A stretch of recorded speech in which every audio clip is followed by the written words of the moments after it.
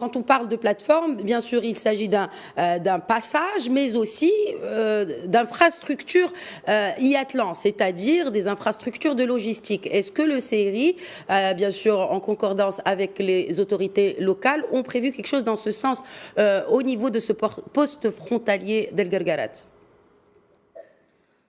Bien sûr, il y a deux projets importants de plateforme logistique. Il y a la plateforme logistique d'El Guerguerat et celle de Bir Gundouz.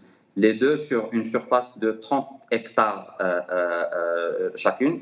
Et ces plateformes logistiques vont permettre l'installation de PME et PMI industriels avec tout un écosystème composé de services de douane, transporteurs, transitaires, agents de fret.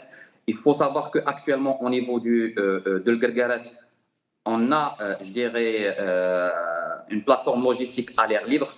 Maintenant, il faut la structurer et ces deux projets vont être faits selon des standards internationaux qui vont permettre de réorganiser et de restructurer cette activité autour de vraies plateformes logistiques. Très bien.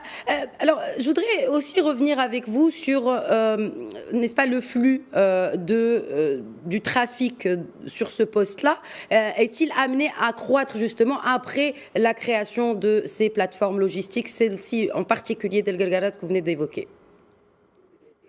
Certainement, parce que la mise en place des plateformes logistiques vont encourager d'autres investisseurs à venir s'installer et utiliser ces plateformes logistiques comme base arrière pour exporter leurs produits. Donc, ça va être des plateformes incontournables pour tout investisseur qui souhaite, je dirais, ou qui veut prospecter dans le marché africain. Certes, ça va venir augmenter le flux de trafic qui existe actuellement.